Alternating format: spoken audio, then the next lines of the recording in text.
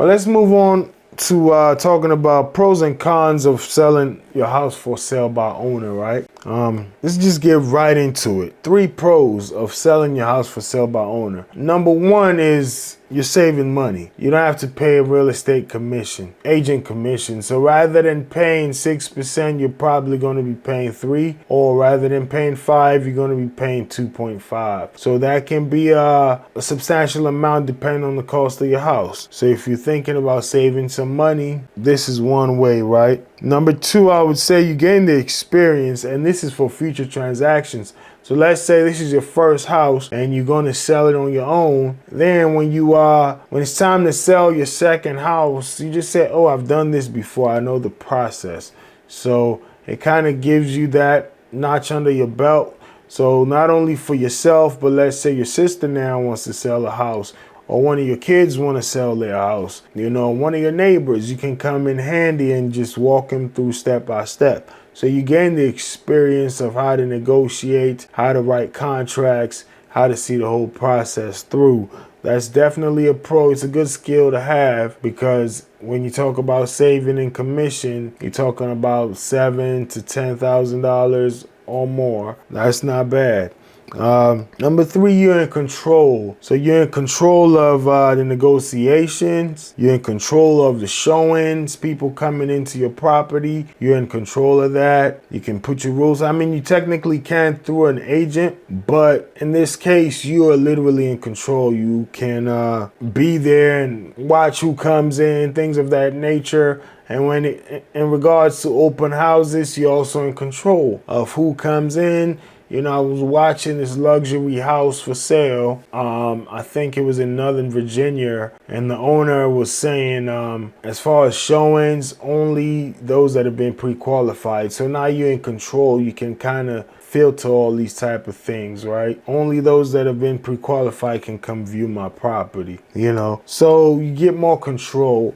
So those are 3 big reasons as to why you may want to sell your home for sale by owner. Just it gives you a lot of control. All right, to recap, you get the experience of doing that, and that's also building your real estate acumen and knowledge that you can utilize later for not only yourself, but for family members and friends. And finally, we also talked about saving on commission costs, right? Let's talk about the cons now, negatives of selling your home for sale by owner. What is a pro can also be a con. Saving money, right? You lose money sometimes when you sell for sale by owner. On average, nationally, homes sold for sale by owner average $30,000 less than those sold by a real estate agent. So there's a British saying that goes, penny wise, pound foolish.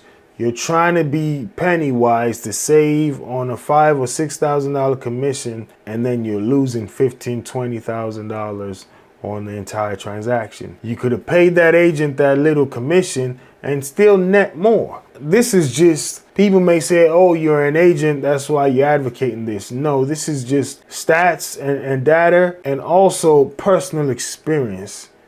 I can give you 2 that come to mind off the top of my head.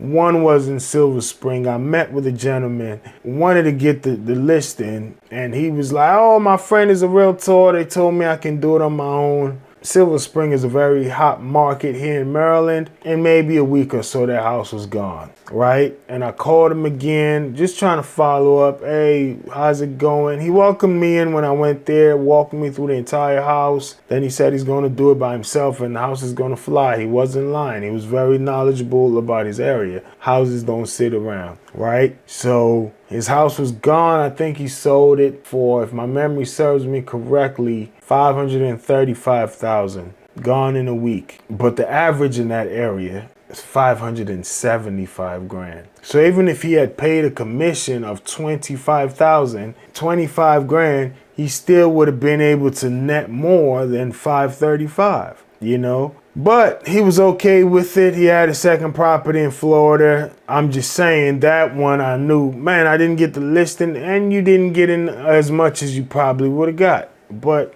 he didn't care. So if your goal is to save money, what I'll say, if you're selling for sale by owner, please get a good CMA done. Get an appraisal, just appraise the property. But also an appraisal report might come at 500,000, but the market is paying 550 grand. So do some good quality research. Watch houses in your neighborhood. Look at them apples to apples. There's a video, tell you what, I'll link down in the description below how to do a CMA, right? So you can compare. Okay, it's a 3-bedroom house, but that house across the street has two garages. Mine only has a 1-car garage. How much does a garage cost? And then you factor the difference. Same with the number of bathrooms, the size of the lot, the square footage. Things of that nature can all factor in. So if you're not going to go with a real estate professional, then do your due diligence. Really, not only what the appraisal report says, but also what is the market paying for your house. Some people are asking too much, some are undercharging, not asking enough. So if you're going to do it on your own, please make sure you don't get robbed. The second one I would say is in St. Mary's, Southern Maryland. Spoke to the gentleman. He agreed to do a listing appointment. I tried reaching out to him and he didn't pick up for the listing appointment, right? These things happen. You may set 10 appointments, 7 of them would happen and 3 may fall through. So that one just fell through, but I followed up again a week or so later. Hey, what happened? Are you still open to meet? He said, no, I'm under contract right now, and it's gone. And I didn't say anything. Under contract for $318,000. Average in his neighborhood was going for $345,000. $345. So even if he paid 15 grand in commission, even 20 grand, he still would have made more money than the 318 that he got. So just my personal experience from what I've been seeing, not all the time, but some of the time, and the national average says, on average, people selling by owner lose $30,000 than those selling with an agent. Just is what it is. Sometimes the benefit of selling with an agent as well, not to advocate, I'm just giving pros and cons, is if you go with a solid agent that is very familiar with your market, that can get multiple offers in, then they can probably start a bidding war, as opposed to you just putting it on Zillow by yourself. So it depends, right?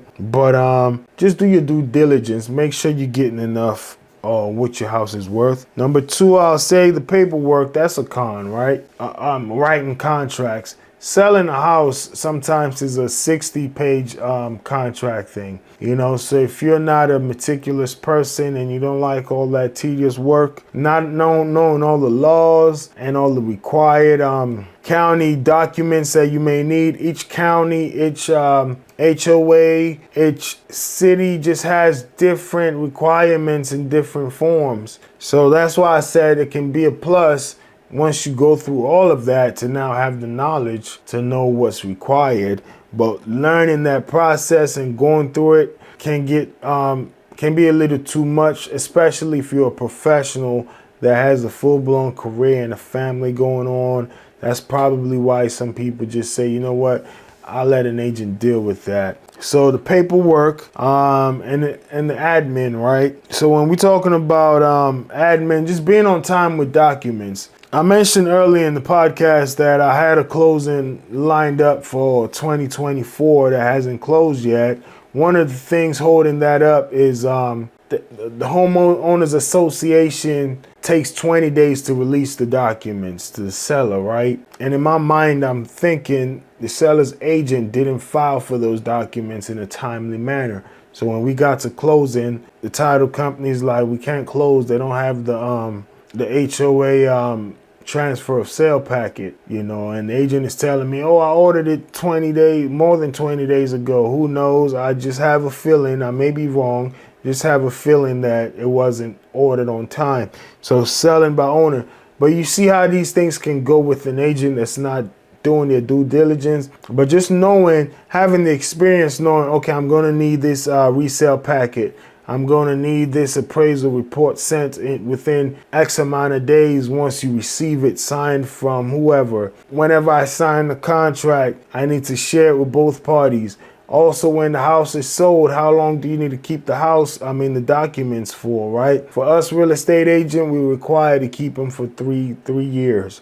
So just all these kind of things, just in case something comes up where the buyer is unsatisfied and they want to come sue or anything of that nature. So just keep that in mind. The admin can kind of be a pain in the neck, but if you're up for it, then you're up for it. Even if you ain't up for it, but you're up for the experience, then there you go. Finally, the last thing I would say is just negotiation, right? I'll go off on a little bit. I know a young lady, she was parked in this shopping center, and another customer's Lexus truck caught on fire, right? This was maybe a month or two ago, and 3 people parked around that car. 2 of them I know one of the gentlemen, and I knew the young lady. 3 other vehicles caught on fire, and she's on the phone with the insurance company, and they're not trying to pay the guy. They're not trying to claim liability. And, in the meanwhile, she's like renting a car and just dealing with an insurance company. And I'm telling her, you shouldn't deal with these insurance companies. Anything, just talk to my lawyer. It's the penny wise, pound foolish thing I'm talking about. At the end of the day, you got to compensate the lawyer. But guess what? The insurance company's not going to play games with you. You're parked in a parking spot and somebody's car catches on fire. Where's there not any liability? Where's all this back and forth? And, hopefully eventually everything works out for her. But I'm just saying, why are you dealing with professional companies that are trained, specialists in how not to pay you? So I say all that to say, if you're a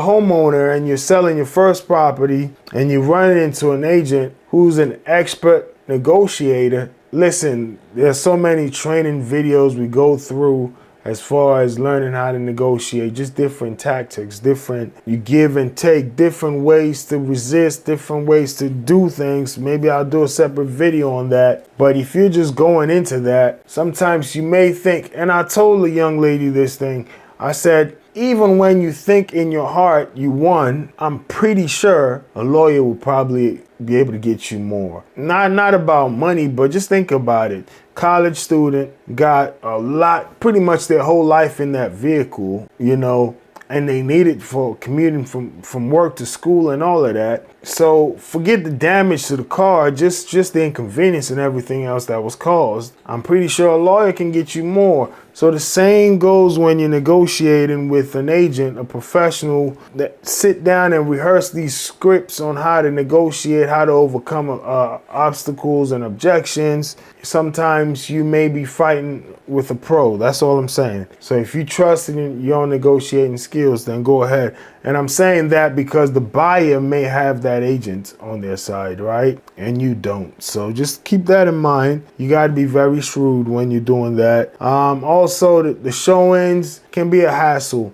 You might be at work and somebody wants to come see your property. You can give them the code, but how comfortable are you going to be with that? And also, the open houses, it can be a hassle. Like for me, sometimes you got an open house and you're like, you don't feel like it. The only motivation for me, 1 is I'm going to sell the house. 2 is like an open house is a way for me to gain contact with potential buyers and possible new business. So that's my motivation. But for you as a homeowner, it can be a hassle just staging an open house and going through all of that, right?